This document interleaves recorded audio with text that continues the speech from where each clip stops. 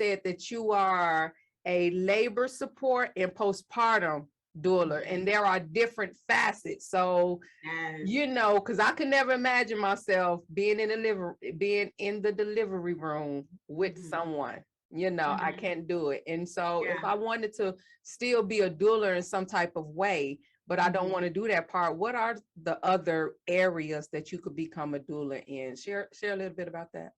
So they have a breastfeeding doula. It helps with nursing the baby, because a lot of people, you would think it would come naturally, but a lot of people don't know. They don't know how to do that. So they have breastfeeding doulas.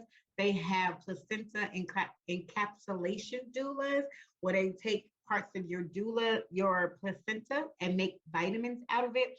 And I know that sounds really like, I've heard of that before, though. I've heard of that.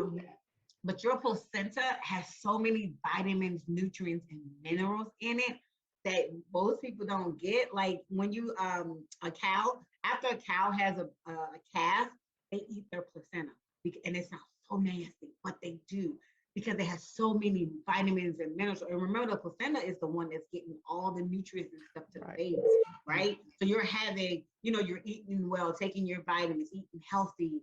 All of this stuff is going into your placenta, which is like, you can use afterwards. I've never done that before, and I'm not sure if I want to do that. It's a whole nother certification. Wow.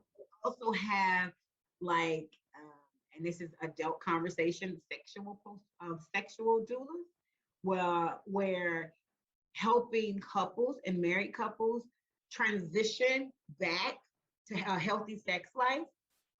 Because really, they do. They do. And because think about it, when you're having this child, like your hormones are all over the place. Usually the doctor says 6 weeks before you come together again with your partner. Sometimes the mom doesn't want to do that. It's like, I can understand the emotional part of it. The emotional, physical part of that. Part of that. And we're emotional beings anyway. And most times our stuff comes from acts of service. That's a lot of our love languages. I think most of us can deal with have parts of all 5 love languages. But having that acts of service. So men has to be trained in like, okay, how can I help her? Because she doesn't want me sexually. I'm not even feeling it.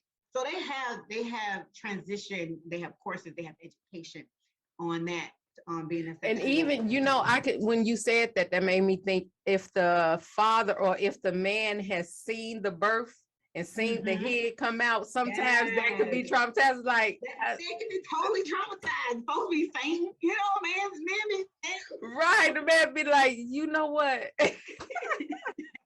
So okay, I can understand what's attached to that person having a need in a couple. Those are some interesting doula. I've never heard of, so you have a marketing piece that says I'm a sexual, what is it called? It's called a sexual, I think it's sexual doula. I think that's the name of sexual education doula, where they provide that education in the transition with helping the couples, pretty much get their sex life back. Right.